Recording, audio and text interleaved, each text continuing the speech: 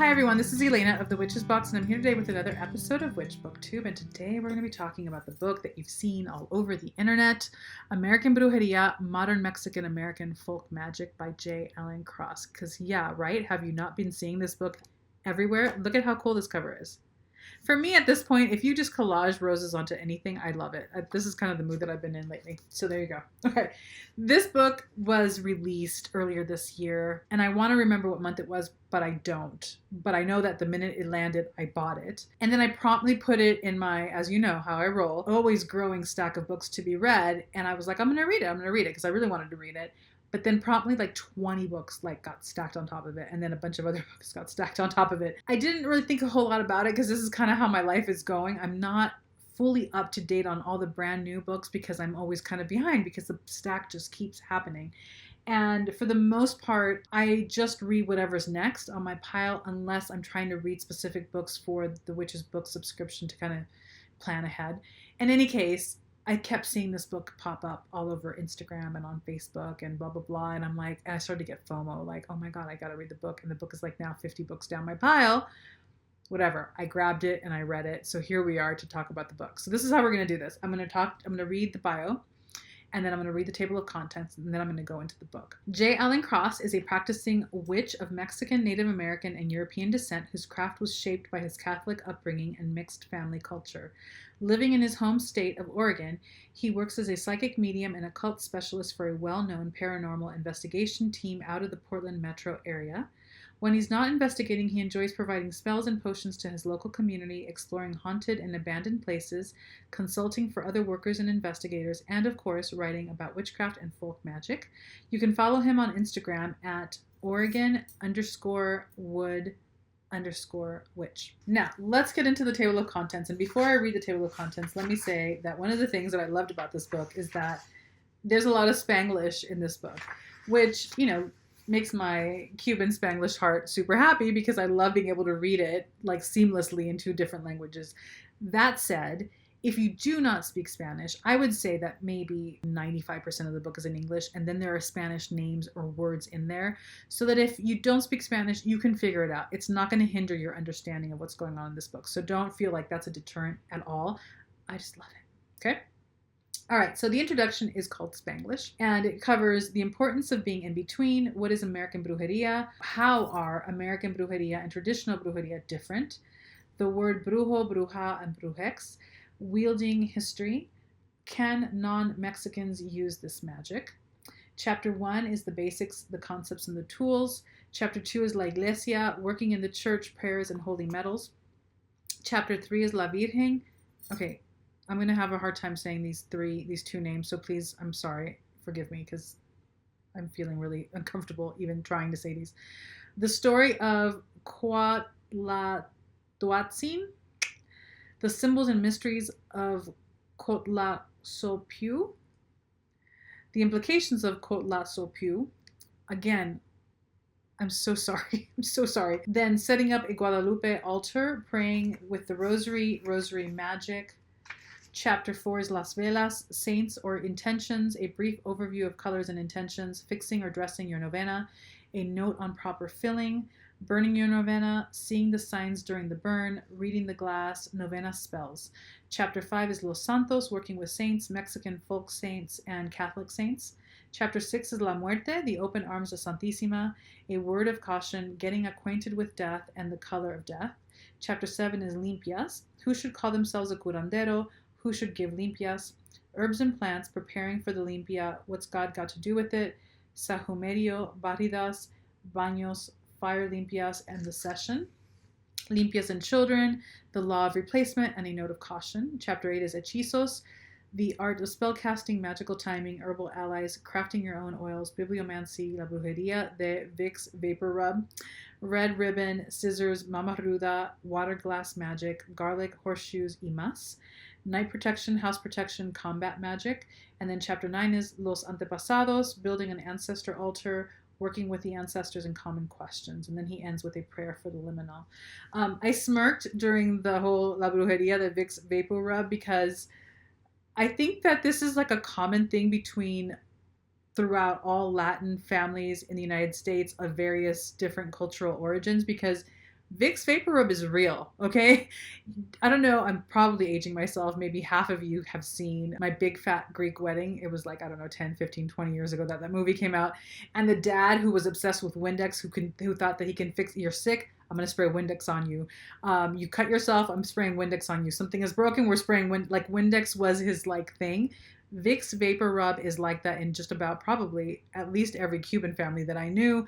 Apparently, it's the same thing in Mexican families. I think all Latin families in the United States have some sort of magical relationship or magical religion with Vicks Vapor Rub. And we call it V Vaporru is what we would call it. V Vaporru. But anyway, there you go. It's a little history. So when I read it and then I read the chapter, I'm like, oh my God, this is amazing. I love it.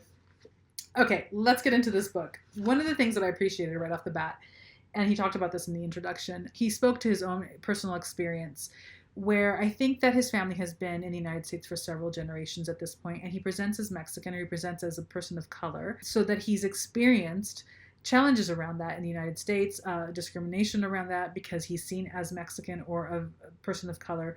But to people in his community, he's not like quite, he doesn't say it this way, he's not like Mexican enough, right? Most of us walk if we are bicultural in some way. I grew up in a household, my parents were refugees, so I'm the first generation born in the United States, first generation born in exile, and I was Cuban at home, but when I left that house to go to school every day, I was American outside, and I never fully felt like I was all of one or all of the other. I still to this day don't, even though I'm very clearly way more American than I am Cuban. There's always this sense of like, you don't fully fit somewhere. If I go to Cuba, when I go to Cuba, I'm like the Americana. In my family, I'm like, well, I'm the American.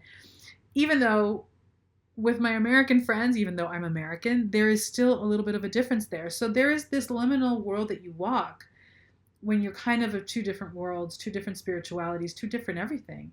I imagine that this is the experience that people who are biracial feel, only they feel it times a million more. There's a discomfort there and a little bit of a dis-ease there that I've also enjoyed. So I'm a little bit of a weird bird, but that's neither here nor there. I appreciated that he shared that experience, and I appreciate that because of the experience that he has, he had questions about whether or not he should even be writing this book, because would he be Mexican enough? Again, my terminology, not his, to do this. And I love that out of reverence and respect, he went to his community and he asked, and he came away with an immense amount of support, because this is a book that needed to be written, and he found his community was very supportive of him doing this. So I appreciated that he shared that journey in the introduction. I appreciated also that he speaks to the question that we always get, that we always ask about by people who are drawn to this kind of work but are not of this cultural world. They're not of this cultural context. So there's always question about how much is appropriation, how much is it, what can I do, what can I not do, what he addresses that, which I think is so wonderful. And he does it in the very beginning. So you're not left with this question. And then he talks about it again later in the book in various different ways. So to that end, I really appreciated the entire beginning setup of the book. I really appreciated the breakdown, the historical context, the difference between American Brujeria and Mexican Brujeria.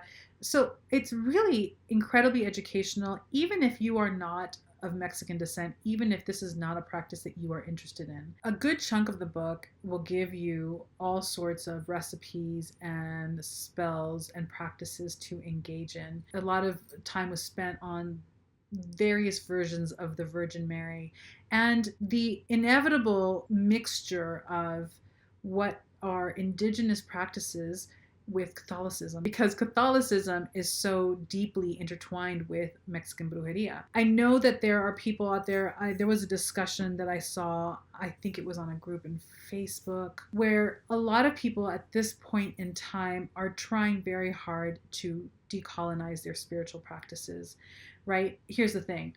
What I know of my own personal history is that, and this is true of Mexico, let's stick to Mexico. What is true of this history is that there were gorgeous, complicated, indigenous practices in the land, the native land of Mexico, and then the Spaniards and all the conquering, everybody came through, the Catholic Church came through and colonized the entire continent, imposing their religious beliefs on the indigenous people of the land. And out of that imposed belief system, people very creatively found ways to mix their own belief systems in with the Catholic cosmology in order to survive, in order to not be killed because they weren't converting. The same thing happened in Cuba, right? My experience isn't with Brujeria, my experience is with Santeria. And what is Santeria if not Yoruban African practices and religion with Catholicism superimposed over it so they can still practice their own personal religion without getting killed, right? So now you've got Orishas who have corresponding saints. And so what a great way to hide. And people more and more are asking, how do we decolonize our indigenous spirituality? Which is a valid question. And so in the discussion that I saw about this book, a couple of people had mentioned the desire for there to have been a mention about that. There isn't. And I don't think that that was obviously the intention of the writer, because Mexican Brujeria, with the mixture of Catholicism that is so deeply ingrained in everything that goes on, is its own thing now. Just like Santeria is its own thing now. It's not necessarily fully Yoruban, it's not Catholic, it's this amalgamation, because as history changes, as we keep moving and evolving, we're going to continue to get these amalgamations of spiritual practices and beliefs and religions, because we start bringing these things together. So there were also people in this conversation who were surprised at just how intricately woven Catholicism was into Mexican Brujeria. It's like you can't extract one from the other. So be aware of that. And I find it very fascinating. I find it very interesting. I also find the chapter on the different versions of different aspects of what we know as Mary the Virgin and how she is worshipped and venerated. I think that was really beautiful and very insightful. So there's a lot here to work with. There's a lot here to learn. There's a lot here to practice. I think it was a beautifully done book, very reverent, very respectful. So yeah, if this is an area of interest for you, I would go definitely check it out. American Brujeria, Modern Mexican American Folk Magic by J. Allen Cross. There it is. Enjoy. If you've read it, I'd love to hear what your thoughts were.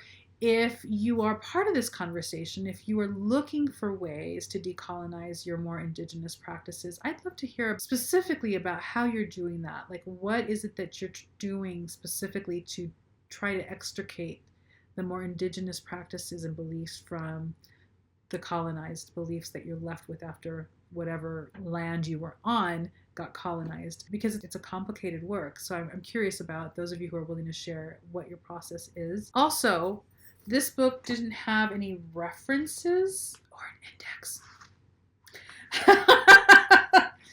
It's never going to stop. But I'm curious if there are any other books that are speaking to this process without, and specifically in terms of the decolonization, because that group discussion didn't list any. So if you know of any books out there that are talking about how to decolonize these more indigenous practices, I'd love to know what those books are and check those out.